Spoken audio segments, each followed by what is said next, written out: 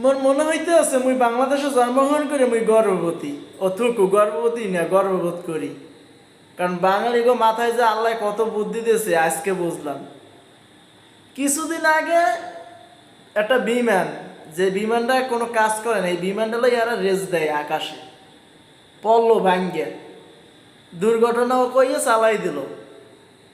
পরে কি হইলো, কিছুদিন আগে মানে কয়দিন আগে সিলেটের সাদা পাথর, আল্লাহর দেওয়া প্রাকৃতিক পাথর বেকু দিয়ে খুঁজছে, নৌকো বলে লইয়ে গেছে চুরি করিয়া, দেখার মানুষ নাই। হেটাও বাদ দিলাম যে নদীর পথ লইয়ে গেছে বা জোয়ারে ভাসে গেছে পাথর। কিন্তু আজ তো সকালে কি হয়েছে জানেন, মুই তো আবার নতুন কন্ট্রাক্টদার না, কন্টেন্ট ক্রিয়েটর, একটা ছবি আপলোড দিয়ে গুড মর্নিং, ফেসবুকে ঢুকতে না ঢুকতে RTV নিউজে কয় ব্যাড মর্নিং, বিমানে 10 চাকা চুরি।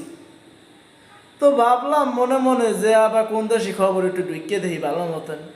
অহন দেখি যে বাইরে খবর না, আমাকে বাংলাদেশে খবর, বাংলাদেশ বিমানবন্দর থেকে 10টা চাকা চুরি হয়ে গেছে।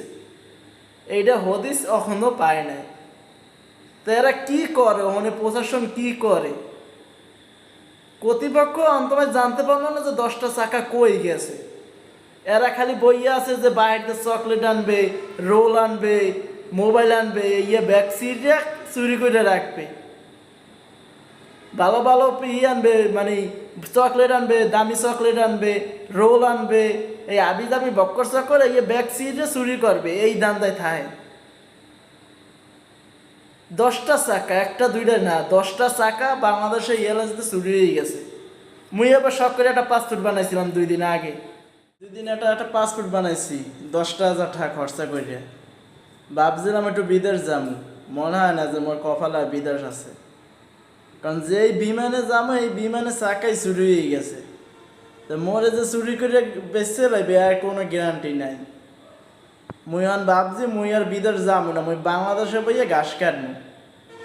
কারণ বিদেশ যাইলে কিনা মোরে ওখান দিয়ে বেঁচে হেলাই।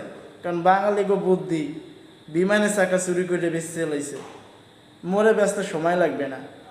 আর মোর লাগে যে একজন লোক আল্লাহ রাখছে সৃষ্টি করিয়া, হ্যার যে কি অবস্থা হইবে মোরে যদি বেশি হেলায়, হে কি কানবে একলা একলা। তাই ভাবছি মুই আর বিদেশ যাবো না, মুই পাসপোর্ট দেখাইয়া বাংলাদেশে বইয়ে গরুর ঘাস কাটবো, আর অনলাইনে বেচমু, অনলাইনে বেচমু আর ওই ঘাস কাটবো খেতের দে। মুই আর বিদেশ যাবো না, কারণ মোরে চুরি করতে সময় লাগবে না বাঙালি।